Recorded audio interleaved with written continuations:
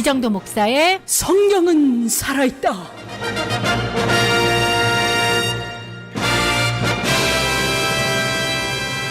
드디어 만나는 이정도 목사님의 본 캐릭터, 본캐, 목사로 돌아오신 이정도 목사님의 말씀을 함께 하도록 하겠습니다. 오늘은 저희가 이제 바벨론을 멸망시킨 페르시아에 대해서 이야기를 해보려고 해요. 네. 페르시아의 왕, 바벨론을 무너뜨리고 페르시아가 대제국이 되게 한 왕, 고레스, 영어로는 키루스 왕입니다. 위대한 키루스 대제에 대해서 좀 이야기를 해보려고 해요. 이 사람이 원래 출신지는 메데이아라고 합니다. 자, 이 지도를 보시면 네. 우리가 주로 그동안 다룬 바벨론이나 아시리아는 여기 녹색 지역, 메소포타미아 중심부인 바벨론과 아수르가 있는 요 지역이었어요. 그런데 메데이아는 어디냐면 여기 빨간색 지역이에요. 빨간색. 네. 빨간색 지역은 뭘 말하는 거냐면요. 지도에서 네. 높은 산맥이 있는 거죠. 네. 여기 자그로스 산맥이라고 해서 아주 큰 산맥이 있어서요. 이쪽 그 메소포타미아 중심부 쪽하고는 약간 산맥으로 가로막힌 다른 문화권이에요. 그래서 이 메데이아는 사실 이쪽하고는 크게 관계가 많지는 않았어요. 네. 아시리아를 멸망시킬 때도 메데이아가 와서 아시리아 멸망을 시켰지만 자기들은 돌아갑니다. 여기를 차지하는 데에 대한 큰 욕심은 없었어요. 메데이아의 왕이었던 아스티아게스라는 사람이 있었어요. 우리는 이제 그 사람 이름은 알 필요 없으니까 할아버지 왕이라고 해둘게요. 할아버지 왕. 할아버지 왕. 할아버지 왕이 아들이 없이 딸이 있었는데 딸 이름은 만다네였거든요. 어느 날 꿈을 꿨는데 딸이 소변을 보는 거예요.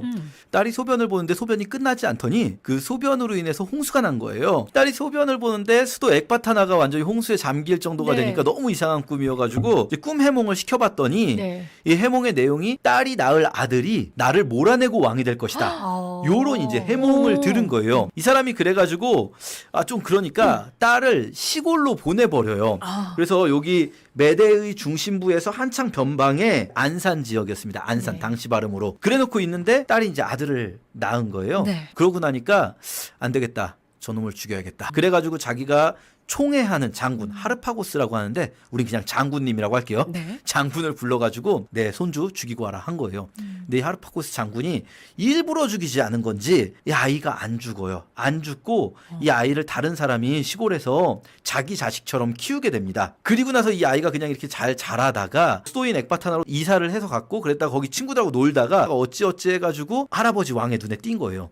근데 이 할아버지 왕이 딱 봤는데도 이상한 거예요. 뒷조사를 시켜보니까 네.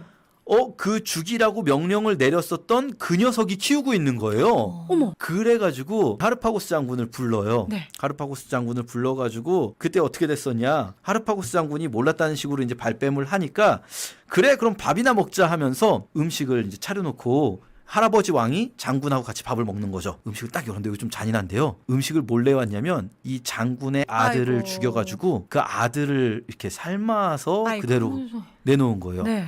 이 장군이 근데 그 상황에서 자기가 반란을 일으키면 안 되잖아요. 그렇죠. 그러니까 웃으면서 그럼요 맛있네요 하면서 그걸 먹어요. 알면서도. 예.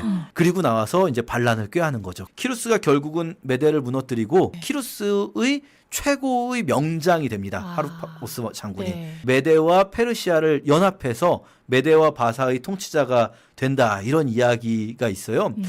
보면 이 글을 누가 쓴 글이냐? 그리스 사람들 역사가들이 쓴 글이거든요. 그리스와 페르시아는 적대 관계예요. 굉장히 적대 관계임에도 불구하고 그리스 쪽에서 봤을 때조차도 고레스만큼은 대단한. 진정 위대한 자인 거예요. 예. 고레스는 굉장히 위대한 왕이었고요. 바벨론을 무너뜨리고 넓은 지역을 영토를 확장을 하게 되는데 그때 영토를 확장한 이유가 뭐냐면요. 전에 내려오는 바에 의하면 전 세계를 내가 다 통일하면 전 세계 전쟁은 없어질 것이다. 왜냐하면 그 전까지 천하는 한 번도 안정된 적이 없거든요. 그렇죠. 항상 혼란 속에 있었고 전쟁이 끊이질 않았어요. 이 근동 지역은. 내가 통일을 하면 전쟁이 없어질 것이고 그리고 이 사람은요 자기가 점령한 지역에서 노예제를 폐지했어요. 노예제도 폐지하고 식민지 제도도 폐지하고 이 사람이 그 통치를 하는 철학은 아주 심플했어요. 뭐냐면 내가 그 전에 있었던 왕조보다 더 통치를 잘 해주고 백성들이 살기 더 잘 좋게 해주면 그러면 굳이 누구도 나에게 반란을 일으키지 않을 것이다. 생각해보면 그 전까지 아시리아 같은 경우는 반란을 막기 위해서 공포정치를 합니다. 바벨론도 그 공포정치의 기조를 이어가요. 그런데 페르시아는 그렇게 안 해요.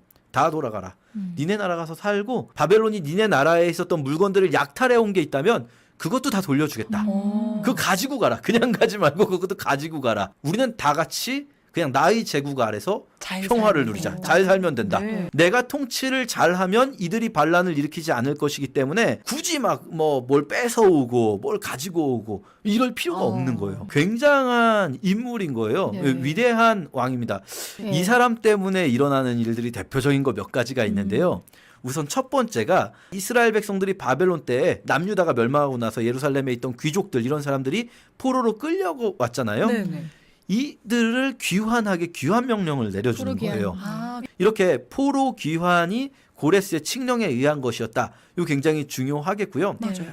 두 번째로 고레스의 흔적을 저희가 찾을 수 있는 건 뭐냐면 명확하게 이제 고레스다라는 이름은 나오지 않지만 페르시아와 관련된 왕들의 이야기가 나올 때는요. 되게 중요하게 나오는 게 칙령에 대한 내용이 나와요. 무슨 말이냐면 다니엘이 페르시아에서 고위 공직자가 됩니다. 그때 페르시아의 다리우스 왕이 다니엘을 너무나 총애하는데 다른 사람들이 다니엘을 어떻게든 공격하고 싶어요.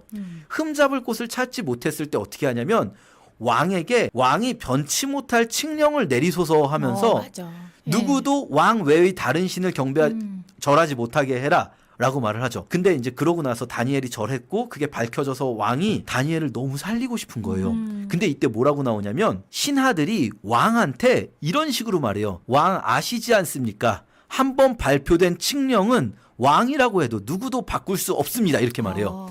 페르시아는 법치국가였어요. 고레스가 세운 나라의 모습인 거예요. 그 전까지는 법이 뭐가 중요합니까? 왕이 그치. 법이지. 왕 마음이지. 그렇죠. 왕 맞아요. 마음이죠. 네. 그런데 성전 재건을 할 때 이 성전 재건을 하는 게 맞냐 틀리냐 막 이렇게 옆에 있는 다른 나라들이 공격을 해요. 그때 페르시아에서 칙령을 찾아보는 거예요. 왜냐하면 이거는 지금 왕이 이래라 저래라 할 수 있는 문제가 아니라 이미 이전에 법으로 제정된 것이 있으면 그 법을 따라야 하는 것이기 때문인 거예요. 페르시아의 법치의 개념은 굉장히 중요한데요. 왕조차도 법이 한번 세워지면 함부로 바꿀 수가 없는 그런 이제 나라였던 거죠. 그리고 세 번째, 고레스가 가장 중요하게 등장하는 부분은 이사야서예요. 그 시대에 그토록 위대한 인물이에요. 고레스는요, 전 세계의 왕이라고 할 수 있었어요. 당시 사람들이 이해할 수 있는 모든 민족을 고레스가 지배하고 있는 그런 상황이나 마찬가지였는데 그 위대한 고레스는 유대인이 아니에요. 그렇죠? 그리고 이 그 위대한 고레스가 하나님을 믿지도 않아요. 그렇죠? 그런데 성경은 뭐라고 말씀하시냐면요. 이사야의 예언에 이렇게 돼 있습니다. 이사야서 45장 1절 여호와께서 그의 기름 부음을 받은 고레스에게 이같이 말씀하시되 내가 그의 오른손을 붙들고 그 앞에 열국을 항복하게 하며 고레스를 높여주실 거라는 말씀을 하시는데 여기서 제가 이 빨간색으로 써놨어요. 기름 부음을 받은. 여기서 히브리어 원어로 뭐라고 돼 있냐면요.